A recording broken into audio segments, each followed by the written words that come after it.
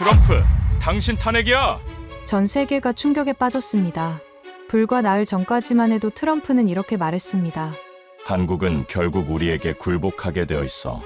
하지만 한국의 한 대기업이 전격 철수를 선언하자 주가는 폭락하고 월가가 먼저 흔들렸습니다. 그들이 빠지고 나면 내가 감당할 수 있을까? 그 불길한 느낌은 곧 탄핵 시계의 시작이었습니다. 도대체 무슨 일이 벌어진 걸까요? 그 모든 것은 제 손끝에서 시작되었습니다. 제 이름은 에단 리드, 백악관 경제자문위원회 수석 분석관. 제 손이 지금 이 순간에도 떨리고 있습니다. 바로 어제 새벽 7시 대통령 집무실에서 트럼프 대통령이 제 보고서를 테이블 너머로 밀치며 말했습니다. 이건 거래가 아니야. 선불을 받아내. 그 한마디가 제 15년 경력과 미국의 운명을 바꿀 줄은 몰랐습니다. 재무장관 조지 레이튼이 제 어깨를 두드리며 속삭였죠. 한국은 우리 보호 없이는 끝장이야. 자네 보고서가 그걸 증명해야 해. 결국 저는 제 보고서의 핵심 문장, 상호 존중 기반 협력이라는 글자를 제 손으로 직접 삭제해야 했습니다. 데이터는 거짓말을 하지 않는다고 믿었지만 바로 그 순간 저는 데이터를 이용해 가장 큰 거짓말을 저지른 겁니다. 그 오만함의 대가가 트럼프의 탄핵으로 돌아올 줄이야. 정말 상상도 못한 일이었습니다. 제가 삭제 키를 누르던 순간 모니터에는 서울의 야경이 배경화면으로 빛나고 있었습니다. 저는 그 빛나는 도시를 보며 공급기지라는 단어를 스스로에게 주입시켰습니다. 제 노트에는 조공, 선불 같은 단어들이 차갑게 박혔습니다. 하지만 심장 한 구석이 얼음장처럼 차가워지는 건 막을 수 없었어요. 이것이 워싱턴의 방식이라며 스스로를 세뇌했지만 제 손끝은 이미 경고 신호를 보내고 있었습니다. 바로 다음 날, 제 데이터가 먼저 저를 배신하기 시작할 줄은 꿈에도 몰랐던 겁니다. 그리고 그것은 제 경력뿐만 아니라 제 양심을 건 가장 끔찍한 실수의 시작이었습니다. 이것이 단순한 정책 오류가 아니었다는 것을 깨닫는 데는 그리 오랜 시간이 걸리지 않았습니다. 회의록 첫 줄부터 잘못되었습니다. 한국은 초반의 감정적 반발 이후 결국 타협할 것. 제 분석이었지만 뭔가 찜찜한 구석을 지울 수 없었어요. 그때 월가의 오랜 친구 마이클에게서 짧은 메시지가 도착했습니다. 워싱턴의 논리가 시장의 논리를 이길 수 있다고 믿나? 저는 그의 경고를 애써 무시했습니다. 시장은 워싱턴의 그림자일 뿐이라고 답장을 보냈지만 제 심장은 불안하게 뛰고 있었습니다. 제 완벽한 데이터 모델에 보이지 않는 균열이 가기 시작한 겁니다. 돌이킬 수 없는 흐름이 시작된 걸까요? 그리고 바로 다음 날 아침, 제 책상 위에 운명을 바꿀 파일 하나가 놓여 있었습니다. 하지만 불안의 그림자는 구체적인 이름표를 달고 저를 찾아왔습니다. 국제통화기금의 에밀리 카터에게서 걸려온 전화 한 통이 시작이었죠. 에단, 당신의 보고서 말이야. 그림자는 빛이 있어야 존재하지만 빛보다 길어질 수는 없어. 그녀의 목소리가 마치 10년 전 리먼 브라더스 사태 직전 제 경고를 무시했던 상사의 목소리와 겹쳐 들렸습니다. 그때도 모두가 시장은 워싱턴의 그림자라고 말했었죠. 바로 그때 제 휴대전화가 미친 듯이 울렸습니다. 한국 관련 상장지 펀드에 대한 월가의 매수 신호 알림이었습니다. 저는 애써 태어난 척 일시적인 노이즈일 뿐이라고 보고서에 기록했습니다. 하지만 제 손은 식은땀으로 축축했습니다. 레이튼 장관은 제 보고서만 믿고 압박 카드 리스트를 만들었습니다. 그 리스트 맨 위에는 조지아주 삼성 공장이라는 글자가 선명했습니다. 뉴욕 출장을 앞둔 아침, 그 올 것이 오고야 말았습니다. 한보안 요원이 건넨 USB 안에는 조지아주 삼성 공장에 대한 단속 영상이 담겨 있었습니다. 재생 버튼을 누르자 수백 명의 작업복 사이로 유독 익숙한 한 남자의 얼굴이 눈에 들어왔습니다. 한국인 엔지니어 김태우. 3년 전 제가 서울에서 직접 스카우트를 제안하며 미국은 기회의 땅이라고 말했던 바로 그 사람이었습니다. 그의 선한 눈빛이 화면 너머로 저를 원망하는 것 같았습니다. 공식 브리핑 내용은 노동 규정 위반이었지만 레이튼 장관은 영상을 보며 만족스럽게 웃었습니다. 아주 좋은 협상 카드가 되겠군. 자네 덕이야 에단. 그의 목소리에 숨이 턱 막혔습니다. 제 보고서의 잉크가 피처럼 번지는 것 같았습니다. 제 심장이 얼어붙는다는 것이 어떤 느낌인지 처음 알았습니다. 제가 쓴 보고서의 단 한 줄이 한 사람의 인생을, 한 가족의 행복을 이렇게 무참히 짓밟을 수 있다니. 뉴욕행 비행기에 오르자마자 도착한 한 통의 메일은 저를 절망의 나락으로 떨어뜨렸습니다. 김태우 씨의 어린 딸이 보낸 사진이었습니다. 스케치북에는 아빠, 빨리 와라는 글씨와 함께 아빠를 닮은 남자가 자신을 안아주는 그림이 그려져 있었습니다. 저는 노트북을 거칠게 덮어버렸습니다. 데이터의 편리함이 양심의 부채가 되어 제 목을 조여왔습니다. 저는 과연 이 진실 앞에서 무엇을 선택해야 하는가? 그것은 단순한 선택이 아니었습니다. 구원이냐, 파멸이냐의 갈림길이었습니다. 뉴욕 증권거래소의 심장부. 저는 백악관의 대리인 자격으로 한국 대표단과 마주 앉았습니다. 제 임무는 단 하나, 그들의 항복을 받아내는 것이었습니다. 단상에 오른 이재준 대통령의 목소리는 차분했지만 그 내용은 사실상 선전포고였습니다. 수치는 의도가 아니라 사실입니다. 그가 스크린에 띄운 데이터는 제가 애써 무시했던 바로 그 숫자였습니다. 제 옆에 앉은 에밀리가 속삭였죠. 교본이 바뀔 거라고 했잖아요. 저는 헛웃음을 치며 답했습니다. 교본은 워싱턴에서 쓰는 겁니다. 에밀리. 하지만 제 등에서는 식은땀이 흐르고 있었습니다. 제 오만이, 제 조국이 지금 전 세계 앞에서 발가벗겨지는 기분이었습니다. 월가의 친구 마이클에게서 메시지가 왔습니다. 지금이라도 늦지 않았어. 에단. 항복하는 건 한국이 아니라 우리일지도 몰라. 저는 애써 그 메시지를 무시했습니다. 통계적 오류일 뿐이야. 제 머릿속은 온통 그 생각뿐이었습니다. 바로 그때 이재준 대통령이 연설의 마지막 문장을 뱉었습니다. 우리는 시혜를 바라는 것이 아니라 동등한 기회를 제공하는 것입니다. 그 말이 끝나자마자 제 눈앞의 월스트리트 전광판이 온통 녹색으로 물들기 시작했습니다. 코스피 지수가 폭등하고 한국 관련 펀드에 천문학적인 돈이 몰려들었습니다.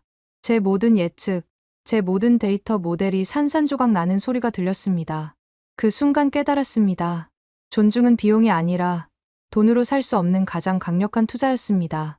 워싱턴으로 돌아온 저를 기다리는 것은 칭찬이 아닌 레이튼 장관의 싸늘한 명령이었습니다. 오늘 뉴욕에서 벌어진 모든 데이터를 보고서에서 삭제하게. 이건 외교 문제가 됐어. 자네 커리어를 지키고 싶으면 내 말대로 해. 그의 목소리는 협박이었습니다. 바로 그때 제 메일함에 김태우 씨 딸의 두 번째 편지가 도착했습니다. 아빠, 언제 집에 와요? 아이의 순수한 질문이 제 심장을 꿰뚫었습니다. 저는 모니터 앞에서 얼어붙었습니다. 한쪽에는 제 경력과 목숨이, 다른 한쪽에는 한 가족의 눈물과 진실이 놓여 있었습니다. 월가의 마이클에게서 마지막 메시지가 도착했습니다. 진실을 지우면 시장이 자네를 지울 거야. 저는 방금 세계 최강대국을 상대로 조용한 전쟁을 선포한 겁니다. 제 반항은 작은 나비 효과를 일으켰습니다. IMF 에밀리가 존중은 측정 가능한 역량이다라는 제 문장을 공식 보고서에 인용하며 이 문장은 월가의 새로운 투자 격언처럼 퍼져나갔습니다. 하지만 레이튼 장관의 반격은 훨씬 더 교묘하고 잔인했습니다. 제 모든 시스템 접근 권한이 차단되었고 한국에 매수된 분석관이라는 꼬리표가 붙었습니다. 동료들은 저를 전염병 환자처럼 피했습니다. 저는 완벽하게 고립되었습니다. 하지만 이상하게도 두렵지 않았습니다. 오히려 제 신념은 더욱 단단해졌습니다. 그러나 악마는 제가 가장 약한 곳을 정확히 알고 있었습니다. 다음 날 아침, 모든 언론 헤드라인이 제 뒤통수를 쳤습니다.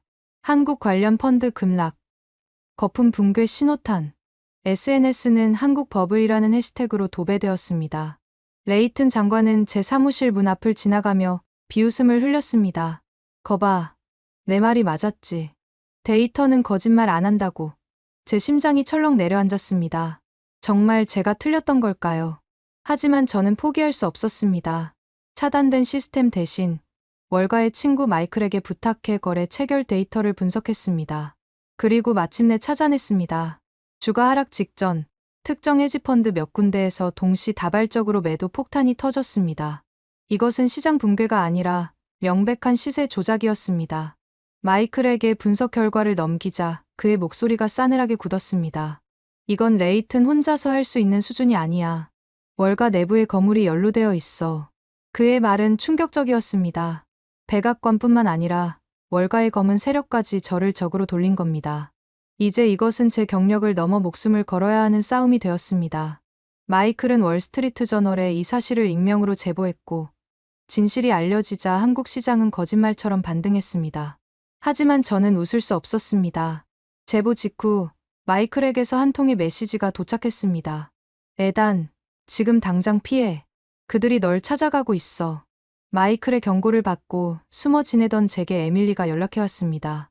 IMF 긴급회의에 증인으로 서달라는 요청이었습니다. 이것이 마지막 기회였습니다.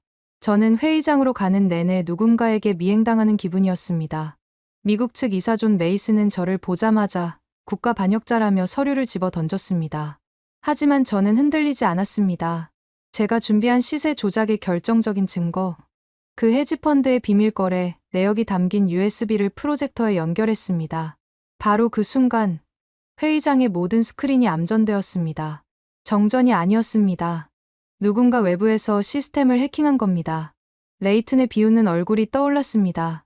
이대로 끝나는 건가? 절망의 순간 에밀리가 단상에 올라 외쳤습니다. 증거는 사라져도 진실은 사라지지 않습니다. 그녀의 말이 끝나자 회의장 뒷문이 열리며 월스트리트 저널의 기자들과 카메라 플래시가 터져 나왔습니다. 마이클이 미리 손을 써둔 것이었습니다. 결국 의장단은 한국 모델을 만장일치로 채택했습니다. 길고 긴 싸움이 끝나는 순간이었습니다. 저는 안도의 한숨을 내쉬었습니다. 그때 제 휴대전화로 발신자 표시 제한 전화가 걸려왔습니다. 전화를 받자 수화기 너머로 믿을 수 없는 목소리가 들려왔습니다. 죽은 줄로만 알았던 10년 전 리먼 사태 때 모든 비밀을 안고 사라졌던 제 옛 상사의 목소리였습니다. 에단, 이제 시작이야. 진짜 적은 따로 있어. 백악관 앞에서는 한국을 존중하라는 시민들의 시위가 벌어지고 있었습니다. 제 누나 캐서린이 그 현장을 생중계하고 있었죠. 모든 것이 제자리를 찾아가는 것처럼 보였습니다. 하지만 제 귓가에는 옛 상사의 목소리가 떠나지 않았습니다. 진짜 적은 따로 있다. 그렇다면 레이튼 장관도 월가의 검은 세력도 모두 꼬리에 불과했다는 말인가. 저는 혼란에 빠졌습니다.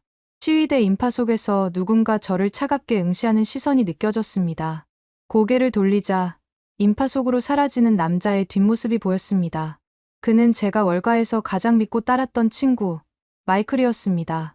그의 손에는 제가 처음 보는 위성 전화기가 들려 있었습니다. 그리고 그 전화기의 액정에는 단 한 사람의 이름이 떠 있었습니다.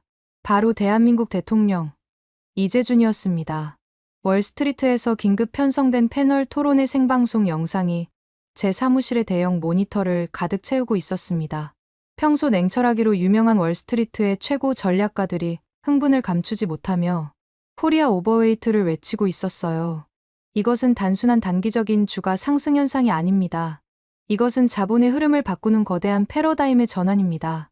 골드만삭스의 한 수석 분석가가 차트를 가리키며 격앙된 목소리로 말하는 장면이 클로즈업 되었습니다. 한국 시장에 대한 비중 확대는 이제 여러 투자 옵션 중 하나가 아니라 생존을 위한 필수가 되었다는 사실상의 선언이었죠. 백악관에 보이지 않는 압력을 받고 부랴부랴 발표되었던 보수 성향, 싱크탱크의 반박 보고서는 그들의 열띤 토론 속에서 조롱과 웃음거리가 되었습니다. 조작된 데이터와 정치적 의도가 너무나 명백하다는 이유로 토론 시작 5분 만에 신뢰성을 완전히 잃고 폐기되었어요. 그 처참하고 공개적인 실패는 워싱턴의 낡은 권력의 논리가 더 이상 살아있는 시장을 억지로 지배할 수 없다는 것을 보여주는 명백하고도 상징적인 사건이었습니다. 바로 그때 제 개인 메일함에 새로운 메일이 도착했음을 알리는 작은 팝업 창이 화면 한 구석에 조용히 떴습니다. 발신자의 이름은 암호화되어 있었지만 저는 심장이 내려앉는 듯한 강렬한 직감으로 그것이 절망의 끝에서 온 희망의 소식임을 알 수 있었습니다. 떨리는 손으로 메일을 클릭하자 김태우 씨가 어린 딸을 품에 안고 아내의 어깨를 감싼 채 환하게 웃고 있는 가족 사진 한 장이 화면을 가득 채웠습니다. 사진의 배경은 서울의 평범한 아파트 현관이었지만 그 어떤 풍경보다 아름답게 느껴졌습니다. 사진 아래에는 짧지만 깊은 울림을 주는 글이 적혀 있었어요. 에단 리드 씨의 보이지 않는 용기 덕분에 저희 가족이 다시 함께 웃을 수 있게 되었습니다. 당신이 지켜낸 진실의 가치를 평생 잊지 않겠습니다. 한국 영사관의 끈질기고 체계적인 노력과 국제 여론의 지지가 더해져 그가 마침내 임시 석방되었다는 기적 같은 소식이었습니다. 저도 모르게 뜨겁고 긴 숨을 내쉬며 나지막이 속삭였습니다. 정의는 결국 가장 견고하고 투명한 제도와 시스템을 통해 스스로를 구현해내는구나. 그 벅찬 감동의 순간 저는 백악관 전체를 무겁게 짓누르고 있던 공기가 완전히 달라졌음을 피부로 느낄 수 있었습니다. 복도를 바쁘게 오가던 사람들의 구둣발 소리마저 사라진 듯 오만과 독선으로 가득 찼던 그 거대한 권력의 심장부는 이제 당혹감과 패배감, 그리고 무거운 침묵만이 유령처럼 떠돌고 있었습니다. 거대한 파도와도 같은 시대의 흐름을 낡은 방파제로 막으려 했던 그들의 모든 어리석은 시도는 결국 물거품처럼 허무하게 실패로 돌아가고 있었습니다. 저는 그 거대한 권력의 몰락, 그 역사의 변곡점 한가운데에서 모든 것을 기록하는 증인이 되어 조용히 서 있었습니다. 레이튼 장관의 비서가 제 사무실 문을 거의 부서질듯이 두드렸을 때 저는 올 것이 왔음을 직감했습니다. 그의 사무실로 향하는 길고 흰 복도는 마치 끝이 없는 터널처럼 유난히 어둡고 길게 느껴졌어요. 장관실의 위압적인 오크문을 열자 잿빛으로 변해버린 얼굴의 레이튼 장관이 굳게 닫힌 블라인드 앞에 유령처럼 서 있었습니다.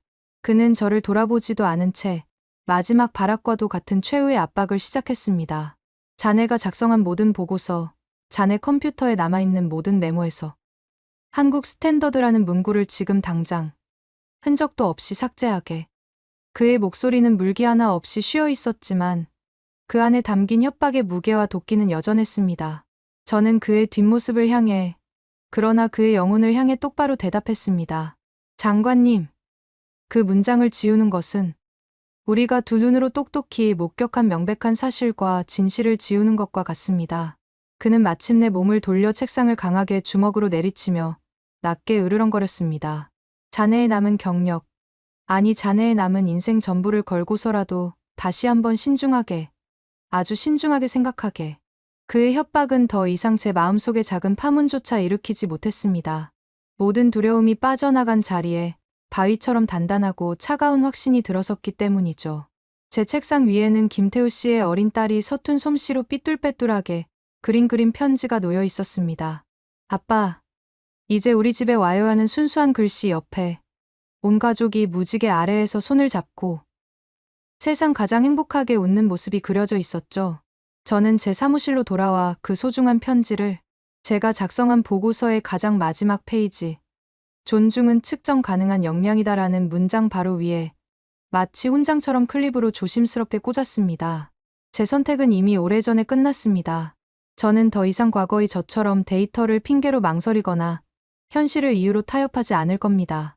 이것은 제 이성이 아닌 제 양심이 내린 최종 결정이었고 그 어떤 거대한 권력도 이를 되돌릴 수는 없었습니다. 제 손으로 직접 기록한 진실을 이제는 제 목숨을 걸고서라도 지켜내기로 굳게 맹세했습니다. 저는 아무도 없는 조용하고 어두운 제 사무실에서 내부 보안 시스템의 가장 깊숙한 곳에 음성 기록 하나를 조용히 남겼습니다. 이것은 어쩌면 제 인생의 마지막 증언이 될 것이었습니다. 존중은 눈에 보이지 않는 막연한 감정이 아닙니다. 그것은 신뢰를 만들어내고 그 신뢰는 결국 가장 강력한 힘으로 발현되는 실체적인 가치이자 측정 가능한 역량입니다. 제 목소리는 조금도 떨리지 않았습니다. 그리고 며칠 뒤 누나인 캐서린이 진행하는 CNN의 심야 뉴스 시간에 미국 전역을 뒤흔든 단독 보도가 터져 나왔습니다. 익명의 내부 고발자로부터 대통령의 부당한 지시가 담긴 결정적인 음성 파일을 입수했다는 내용이었죠.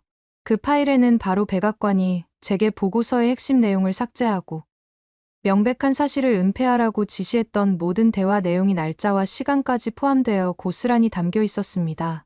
방송이 채 끝나기도 전에 의회 감찰팀이 즉시 비공개 청취에 착수했다는 속보가 화면 하단을 뒤덮었습니다.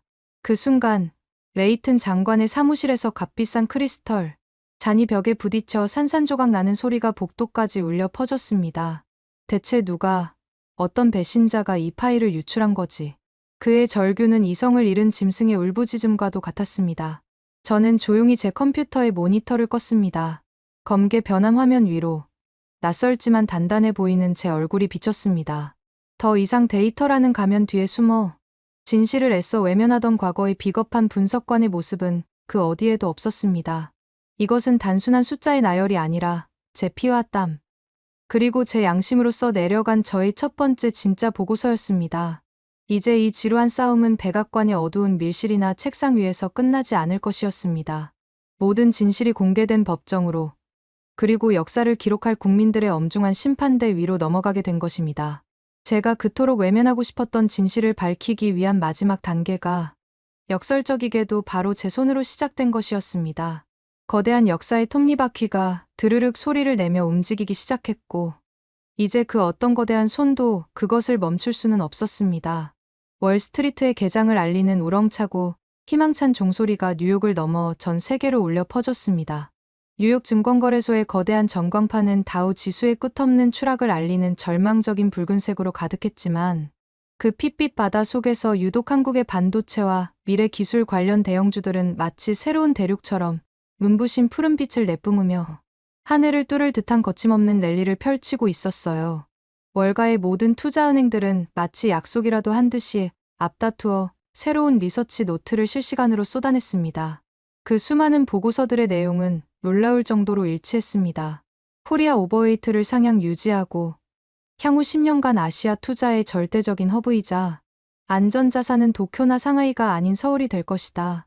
파생상품 시장에서는 한국의 주가 상승의 미래를 베팅하는 콜옵션 계약들이 역사상 유례를 찾아볼 수 없는 천문학적인 수준으로 폭발적으로 체결되었습니다. 에밀리는 국제통화기금의 이름으로 공식 보도자료를 전 세계 언론에 배포했습니다. 한국 모델을 낡은 워싱턴 컨센서스를 대체할 새로운 시대의 글로벌 정책 권고안으로 공식 상정한다는, 그것은 사실상 세계 경제사의 한 페이지를 넘기는 역사적인 발표였습니다. 유럽연합과 아세안의 주요 국가들은 이미 이 모델을 기반으로 한 포괄적인 시범, 협정 체결을 타진하고 있다는 구체적인 소식도 뒤따랐습니다. 저는 잠시 머리를 식히러 사무실 밖으로 나갔다가 백악관의 가장 깊숙한 복도를 지나게 되었습니다. 그때 우연히 살짝 열려있던 대통령 집무실의 문틈으로 그의 책상 위에 놓인 다급한 메모를 보게 되었습니다. 거기에는 그의 특징적인 갈겨쓴 필체로 이렇게 적혀 있었어요. 보고서 삭제 지시, 탄핵 가능성, 정치적 리스크 통제 불능. 결국 며칠 뒤 의회 감찰팀은 보고서 삭제 시도와 권력 남용에 대한 충격적인 내부 조사 결과를 만장일치로 공식 발표했습니다. 이 소식이 알려지자 백악관 앞을 가득 메웠던 시민들의 시위는 분노한 함성으로 바뀌어 더욱 거세졌습니다. 데이터를 지우지 말라, 진실을 은폐하지 말라는 피켓이 거대한 숲을 이루었어요. 전 세계 주요 방송사의 앵커들은 한 목소리로 말했습니다. 돈은, 그리고 민심은 언제나 거짓과 오만이 아닌 정직과 신뢰를 향해 흐릅니다. 저는 제 다이어리의 마지막 페이지에 이 모든 상황을 정리하는 마지막 문장을 적었습니다. 시장과 제도, 그리고 깨어있는 여론이라는 거대한 삼각 수렴이 마침내 완성되었다. 한국은 일방적인 힘의 논리나 감정적인 주장으로 싸운 것이 아니었습니다. 그들은 그 누구도 부정할 수 없는 정교하게 설계된 시스템과 구조로, 그리고 시대를 관통하는 원칙으로 승리하고 있었습니다. 그것은 이제 그 누구도 감히 거스를 수 없는 거대한 역사의 흐름이었습니다. 미국 의회에서 마침내 대통령에 대한 탄핵 결의안 표결이 시작되는 역사적인 시각. 저는 제 사무실의 작은 모니터와 월스트리트의 거대한 전광판, 그리고 창밖으로 보이는 백악관의 풍경을 동시에 응시하고 있었습니다. 다우 지수는 끝을 모르고 추락하며 약세를 면치 못하고 있었지만, 지구 반대편의 코스피 지수는 오히려 더욱 견고한 강세를 보였고, 한국 관련 상장지수 펀드는 또다시 신고가를 경신하며 천문학적인 거래량을 기록하고 있었어요. 누나 캐서린은 CNN의 긴급 속보를 통해 떨리지만 단호한 목소리로 이렇게 선언했습니다. 오만과 독선의 시대가 끝났음이 정치적 수사가 아닌 바로 이 시장의 냉정한 숫자를 통해 먼저 확인되고 있습니다.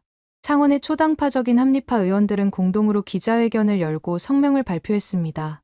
동맹은 착취의 대상이 아니라 상호 존중에 기반해야 하며, 우리는 오늘 그 위대한 건국의 기본 정신을 다시 지켜낼 것입니다. 월가의 마이클도 제게 짧지만 그 어떤 말보다 강렬한 메시지를 보내왔습니다. 시장도 의회와 정확히 같은 결론을 내렸네. 친구, 역사의 편에 선 것을 축하하네.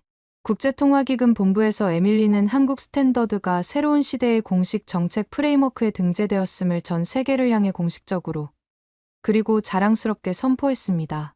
경제협력개발기구에서도 즉시 한국식 외교, 교본을 기존의 하버드 케이스 스터디를 대체할 새로운 글로벌 리더십 케이스 스터디로 편입할 것을 모든 회원국에 강력하게 공식 권고했습니다.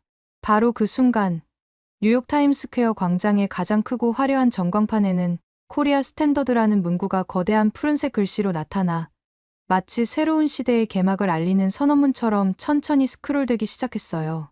저는 백악관의 두꺼운 방탄유리 창밖으로 그 눈부시고 비현실적인 광경을 말없이 그리고 오랫동안 바라보았습니다. 깊고 긴 숨을 내쉬었죠. 제 메모장의 가장 마지막 줄에 저는 떨리는 손으로 이 모든 여정의 마침표가 될 문장을 완성했습니다. 세계는 이제 한국을 기준으로 새로운 질서와 규칙을 그리고 존중의 의미를 다시 쓰게 될 것이다. 바로 그 순간 저는 더 이상 흔들리는 데이터의 노예가 아닌 영원히 변치 않는 진실의 증인이 되었음을 온몸으로 깨달았습니다. 제 안에서 오랫동안 길을 잃고 어지럽게 헤매던 모든 것들이 마침내 제자리를 찾고 완벽한 조화를 이룬 기분이었습니다. 길고 길었던 고통스러운 여정의 끝이 마침내 새로운 시대의 장엄한 시작이 바로 저의 눈앞에 선명하게 펼쳐지고 있었습니다.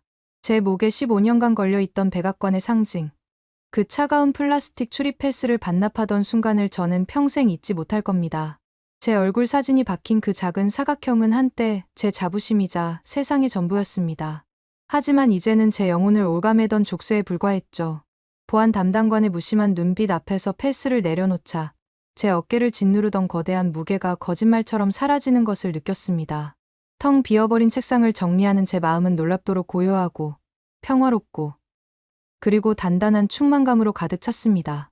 수치와 데이터로 가득했던 서랍을 비워내자 그 자리에 비로소 제 자신의 진짜 마음을 채울 공간이 생긴 것 같았습니다. 바로 그때 제 개인 노트북에서 짧은 알림음이 울렸습니다. 국제통화기금의 에밀리에게서 온 한 통의 메일이었습니다. 제목은 한국 스탠더드, 그리고 다음 단계였습니다. 그녀는 새롭게 출범하는 한국 스탠더드의 글로벌 확산을 위한 상설위원회의 초대 협력, 자문관직을 정중하게 제안하고 있었습니다.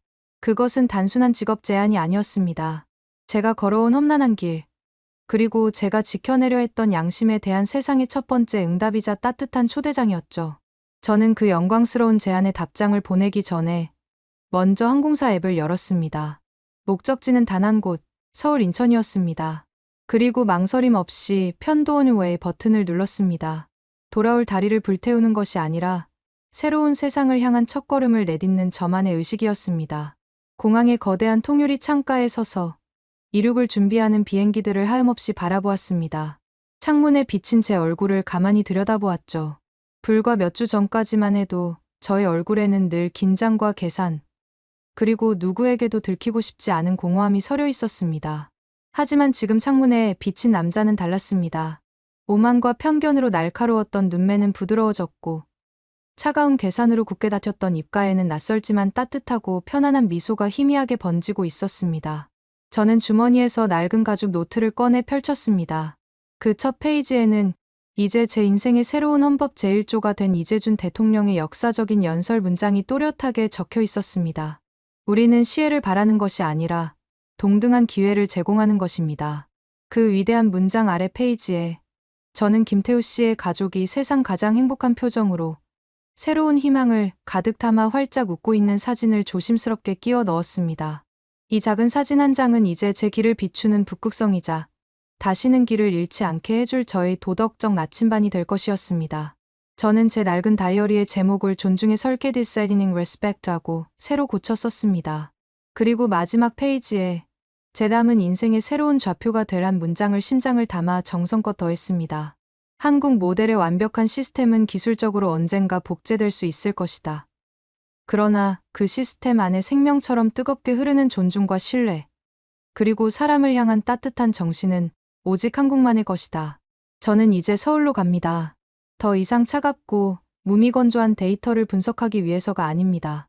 저는 숫자의 행간에 숨겨진 사람들의 눈물을 읽기 위해, 그래프의 기울기 속에 담긴 그들의 땀과 염원을 배우기 위해 갑니다. 데이터 너머에 존재하는 따뜻한 사람의 마음과 그 위대한 마음들이 모여 만들어내는 기적과도 같은 힘을 배우기 위해서입니다. 그 운명적인 날 이후 저는 한국을 그저 분석의 대상이나 흥미로운 연구 사례가 아닌 제 삶의 방향과 이유를 통째로 바꾼 위대한 스승으로 진심으로 존경하는 한 명의 미국인이 되었습니다. 그리고 제가 겪고 목격한 이 모든 놀라운 경험과 깨달음을 담아 이 증언록의 제목을 이렇게 정했습니다. 더 코리아 스탠더드. 이것이 제가 온몸으로 그리고 제 다시 태어난 영혼으로 목격한 진실의 전부입니다. 오늘 전해드린 내용은 한 나라가 스스로를 존중할 때 세상도 그 나라를 존중한다는 이야기입니다. 한국은 감정이 아닌 실력과 원칙으로 세상을 움직였고 그 결과 세계가 한국의 이름 앞에 고개를 숙였습니다. 이제 우리는 보호받는 나라가 아니라 세상을 이끄는 나라입니다. 다음 이야기를 먼저 받아보시려면 좋아요와 구독 부탁드리며 오늘도 자랑스러운 하루 되시길 바랍니다. 감사합니다.